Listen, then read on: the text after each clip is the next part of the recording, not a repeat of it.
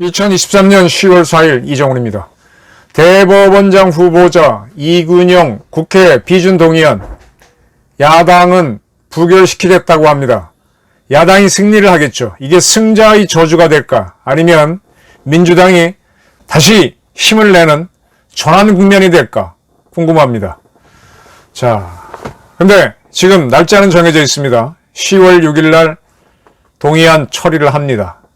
이거는 이재명 체포동의안이 국회에 가서 체포가 가결되고, 물론 이제 법원에서 구속을 거부하긴 했지만 국회에서는 이재명이가 완패를 했었습니다. 이재명 구속 사건 면제가 됐지만 다시 벌어지는 여야의 치킨 게임입니다. 치킨 게임은 정면 충돌을 하는 거죠. 근데 세상에서 이겨서 지는 사람이 있고 져서 이기는 경우가 있습니다. 복잡한 정치 게임이 벌어질 것 같습니다. 대법원에 가게 되면 제가 쉽게 설명드리면 이렇습니다. 신문사에 가게 되면 기자들이 있습니다. 근데 기자보다 더 많은 사람들이 비기자입니다. 기자들은요, 쉽게 설명드리면은 현대자동차에 가게 되면, 현대중공업에 가게 되면 배를 만들거나 자동차를 만드는 많은 공원들이 있죠. 근로자들. 그 사람들이라고 보시면 돼요. 다만 화이트 칼라라는 것 뿐이지. 근데 그렇게 해서 나온 글을 가지고 그걸 가지고 인쇄를 하고 광고를 붙이고 하는 또 많은 비기자 직군이 많습니다. 언론사 생활 한 30년, 아니 20년 넘어가다 보니까 저는 그전에는 기자가 언론사의 핵심인 줄 알았는데 아니더라고요. 기자가 생산한 기사를 갖고 판매를 하고 하는 그쪽이 훨씬 더 실세다는 걸 알았죠. 현대자동차, 기아자동차에서 차를 만드는 근로자보다는 그거를 수출하거나 또는 회사가 돌아가게 하는 재무 파트가 훨씬 중요합니다. 법원에 가보면은 판사들이 많습니다. 판사들이 실세일 것 같죠? 판사들은 아까 말한 대로 기자 내지는 공원이고, 그 법원을 돌아가게 하는 행정조직이 있습니다. 법원이라고 하는 조직이 돌아가게 하는 업무부서가 있죠. 그게 법원행정처. 행정처가 사실은 힘이 굉장히 셉니다.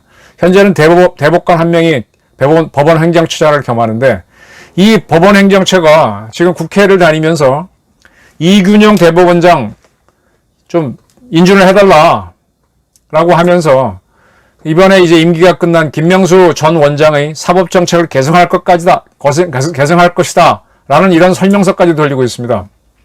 김명수 원장의 재판 중심의 사법행정, 민주적, 수평적 사법행정 정신을 발전적으로 계승하겠다. 김명수가 잘했는데 그 잘한 걸 따라하겠다. 그리고 그걸 강조하기 위해서 붉은색으로까지 해갖고 만든 자료를 60쪽이나 됩니다. 국회의원들에게 돌리고 있습니다. 그러나 이제 야당은 비준을 안 해주겠다는 거죠. 실제로 이균영 대법원장 후보자는 지난 인사청문회에서 소위 김명수 대법원장 이후에 사법부에 대한 국민의 신뢰는 더욱 추락했다 라고 했었고요. 그는 또 2021년 대전 고법원장에 취임하면서 법원을 둘러싼 작금의 현실은 사법부에 대한 신뢰가 나락으로 떨어지고 법원이 조롱거리로 전락했다. 재판의 권위와 신뢰가 무너져 내려 뿌리부터 흔들리는 참담한 상황이다 라고도 말했습니다. 다 김명수 체제를 비판하는 걸로 이해되고 있습니다. 사실은 저도 우리 사법부에 대해서 유능한 올바른 판사들도 있지만 몇몇에 대해서는 저도 상당히 불신을 합니다. 대한민국 기자들이 괜찮은 기자도 있지만 참 뭐랄까, 자기 정치관에 투철한 기자들도 굉장히 많아서 마찬가지로 판사들도 그런 게 심하더라고요. 사실 판사들이요, 기사는 같은 사건을 달리 볼 수도 있겠죠. 관점의 문제니까. 또 자유민주 체제에서는 달리 보면서 또 여러 가지 시각을 보면서 또 사회가 발전할 수 있으니까 저는 기자는 달리 보거나 학자들은 같은 사건을 달리 볼 수 있다라고 생각합니다. 그러다가 어느 한쪽에 대패를 하면서 사회의 정론이 만들어지는데, 법원은요 그렇게 여러 가지 판단이 왔다 갔다 하면 안 돼요. 제가 항우현 모 원장하고 싸움이 붙어서 재판을 했는데 1심에서는 그쪽이 이겼다 그랬어요. 그때 논리가, 이정훈은 항공우주 전문기자인데 그가 다른 사람 말을 인용한 것은 인용 부호를 붙였더라도 이정호는 전문 기자니까 이 기자가 스스로 판단한 것이다 라고 전제를 해놓고, 그런데 사고의 위험성과 실패의 가능성이 있어 연기했다 라고 이정호는 했는데, 그게 나중에 이 보도가 나온 다음에 과학부에서 조사해서 연기한 거를 승인해주면서 승인해준 이유. 결국은 정확한 문장은 똑같지 않지만 실패의 가능성과 사고 위험성 때문에 연기해줬다 이렇게 돼 있거든요. 근데 그게 문구가 다르다고 저보고 졌다고 한 판사가 있었어요. 내 그런 친구를 보면은, 야, 이런 자식들 때 이게 판사야 하고 좀 좁혀고 싶은 생각이 많이 들었는데, 근데 2심에서는 뒤집어졌다 그랬죠. 이 판사들이 이 사안에 대해서는요, 이 창의적인 해석을 하면 안 돼요. 그렇게 이정우는 전문 기자니까 그가 다른 사람 멘트를 땄더라도 전문 기자니까 이건 스스로 기자가 판단한 것이다, 이런 식으로 탁탁 하면은요, 이건 안 됩니다, 이거는. 그리고 내용 자체도 틀린 것도 아니고. 근데 그런 판사들이 그게 소위 양심이라고 재량권에 의해서 하고 있습니다. 이 같은 사안에 대해서 항상 똑같은 판단. 그래서 사실은 법원은요, 아주 중요한 거 빼면 AI가 판단해도 됩니다. 그래서 뭐에 대해서는 몇 년형이라고 딱딱 정해져 있잖아요. 그거대로 하면 돼요. 근데 지금 법원의 신뢰가 떨어진 거는 김명수 원장 시절에 이혈령 비혈령이 많았잖아요. 정치적 재판을 해버리고. 이거를 이제 이균영 판사는 비판해 왔던 사람인 것 같습니다. 이런 사람을 대법원장 후보로 대통령이 추천하니까 이제 야당은 못 해주겠다는 거지. 그래서 법원 행정처까지 나서서 설득을 하고 있는데, 오늘 민주당이 의원총회를 열었습니다. 그 당론으로 이균용 동의안을 부결하자를 놓고 논의했는데 결론을 못 내렸대요. 왜 못 내렸냐? 어떤 의견이 나오는가 하면 이 정치인들이 참 얄미울 정도로 머리가 좋습니다. 오늘 당론으로 결정해버리면, 당론으로 안 해도 알아서 투표하라 그래도 부결될 텐데, 당론을 하게 되면, 야, 민주당이 지시해갖고 상명하복으로, 그 민주당 전체가 욕을 먹는데, 그냥 그럴 필요가 있겠느냐. 그냥 냅두는 게 낫겠다는 의견이 있어서. 그러니까 득실을 따져갖고 일단 연기를 했지만은 6일날 다시 의원총회를 열어서 결정하겠다라는 겁니다. 근데 6일날 당론으로 할지 당론을 안 할지는 두고 봐야 돼요. 근데 민주당 의총에서는, 오늘 있었던 의총에서는 이균영에 대해서는 전원일치로 매우 부적격이라는 의견이 나왔다라는 거 있습니다. 뭐 거기 투표를 했는지 안 했는지 모르겠지만 자기네 의견은 그래요. 지금 이 이균영 씨가 대법원장 동의를 받으려면 지금 야당에서 30표 정도가 나와야 돼요. 30표 정도 나와야 돼요. 야당이라고 하면 민주당하고 정의당인데, 지난번 이재명 체포 동의하는 때는 정의당 의원들이 체포에 동의를 해줬기 때문에 민주당에서는 28표만 나와도 충분히 될 수 있었지만은, 이번엔 정의당이 반대하기 때문에 좀 많이 나와야 됩니다. 정의당은 동의해 줄 리가 없습니다. 자, 이렇게 해서 이균용 후보에 대해서 이게 부결이 되면 어떤 사태가 벌어지느냐. 이제 대한민국에서 대법원장을 국회에 비준 인준 요청했을 때 부결된 사례가 딱 한 번 있습니다. 6공화국 때. 노태우 정권 때입니다. 정기승 대법원장을 추천을 했는데 국회에서 부결을 시켰어요. 1988년 7월, 그러니까 노태우 대통령이 취임하고 바로 얼마 안 된 직후입니다. 그때는 일로 상김이 붙어갖고 대통령 선거에서 일로 상김이 붙어갖고 노태우 후보가 1위로 당선이 됐지만, 실질적으로 차지한 투표율은 한 30몇 %, 40% 가까이 되지만 과반은 못 넘겼었어요. 나머지 한 70% 가까이를, 60% 가까이를 3김이 나눠 가졌기 때문에 3김이 연합하게 되면, 그때 여소야대의 국회였으니까 통과가 안 되죠. 이때는 그러면 야당에서 반대한 것보다는 요즘 한참 문재인 정권 때 힘을 쓰던 민변이라고 있습니다. 민주사회를 위한 변호사 모임. 민변이 정기승 대법원장에 대해서 유신 시절 또 5공화국 때 사법부 요직을 거치면서 시국사범 재판에 부당한 간섭을 했다. 허물이는 인사다. 제조제야를 막론하고, 제조제야의 여론은 그에 대해 부정적인데, 그를 임명동의하는 것은 민주화 열망을 짓밟고 사법부를 장악하려는 불순한 의도다라고 성명이 나왔습니다. 이게 또 그 당시에는 민주화 분위기니까 인기를 끌어가지고 7표 차이로 부결이 됐어요. 과반수가 안 나왔어요. 대한민국 헌정사상 최초죠. 이때 김대중 씨가 이끌던 평민당, YS가 이끌었던 민주당 소속 의원 전원 131명이 백지 투표를 하면서 기권해 버렸습니다. 동의를 안 해줬죠. 또 무소속 의원 2명이 반대를 냈고, 근데 재밌는 거는 이 공화당인데, JP의 공화당인데, 이 JP가 고등학교가 어디지? 공주고등학교인가? 하여간 이 JP의 고등학교 후배고, 정기승 대법원장 후보자가 또 JP가 육사 들어가기 전에 서울대를 좀 다녔거든요. 서울대도 후배입니다. 그래서 둘이 좀 아는 모양이죠. 그래서 공화당에서는 지지를 하려고 했는데 공화당의 초선 의원들이 야, 이분을 동의해 준다 그러면 가! 아니다 그러면 부를 써야 되는데 그냥 가에다가 정기승 이름을 썼습니다. 이게 무효표가 나와서 무효표가 제법 나왔어요. 14표가 나왔습니다.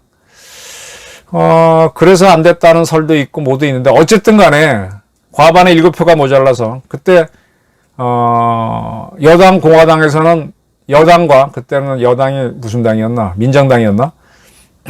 공화당에서는 3명이 기권하고 4명이 부를 하고 14명이 무효표. 이것들은 전부 다 기권이나 반란이나 부라고 쓴 거나 무효나 전부 다 이게 노후가 되니까 부족해서 대법원장에 임명되지 못했습니다. 이렇게 되니까 그 다음에 이제 어떤 정치적 파문이 일어나는가 하면 노태우 정부에서도 대통령은 됐지만 야 이런 국회 갖고는 안 되는구나 해서 3당 합당을 추진하게 됩니다.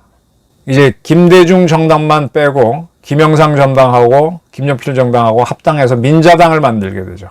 그래서 여소야다가 깨지고 거대 여당이 등장하게 됩니다. 정치적 파동이 있는 거죠. 그리고 이제 정기승 판사는 대법관이 안 되고 이제 그 다음에 리타이어 하신 다음에 뭘 했는가 하면은 이 세상이 다 돌고 돌잖아요.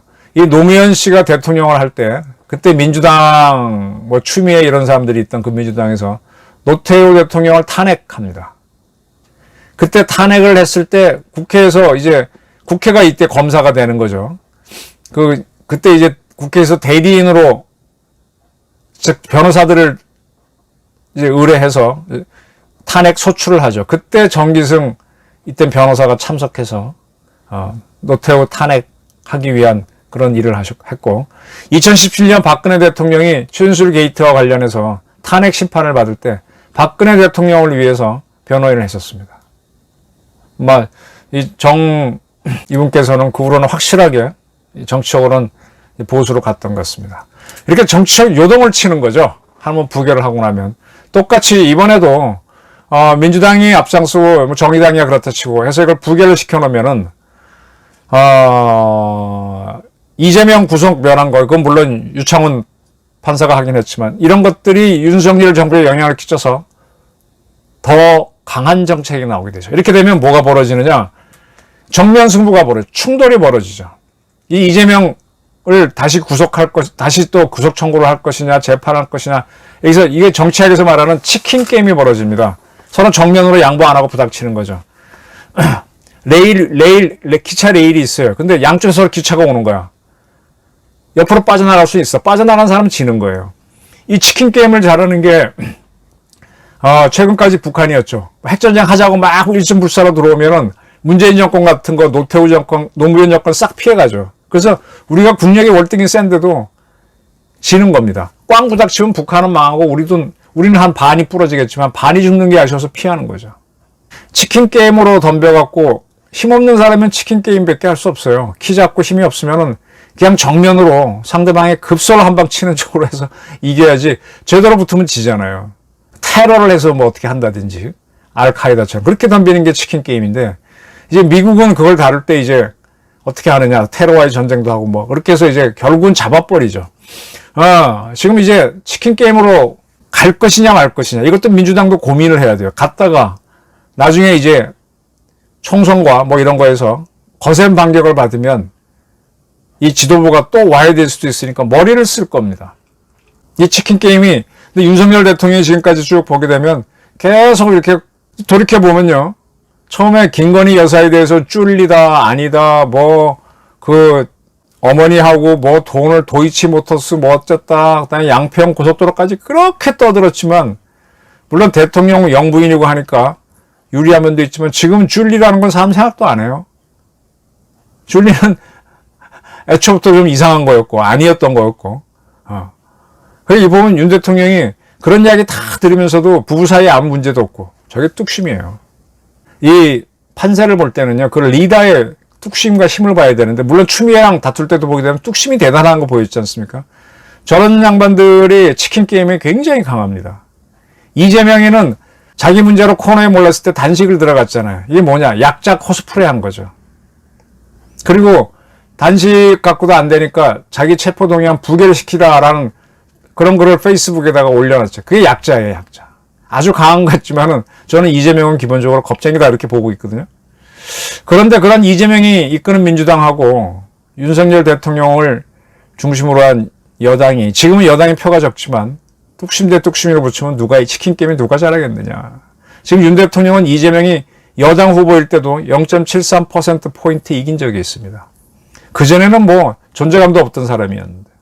이재명 규석 면제 후 첫 치킨 게임인데 여기서 지난 대선에서 패배했던 이재명 씨가 이걸 이기겠다고 덤비는 순간 그 물태우라는 사람도 3당 합당을 하고 어쩌고 저쩌고 해서 그 민자당이 나중에 YS가 이상하게 해서 그렇지 정권 재창출을 또 해버렸잖아요.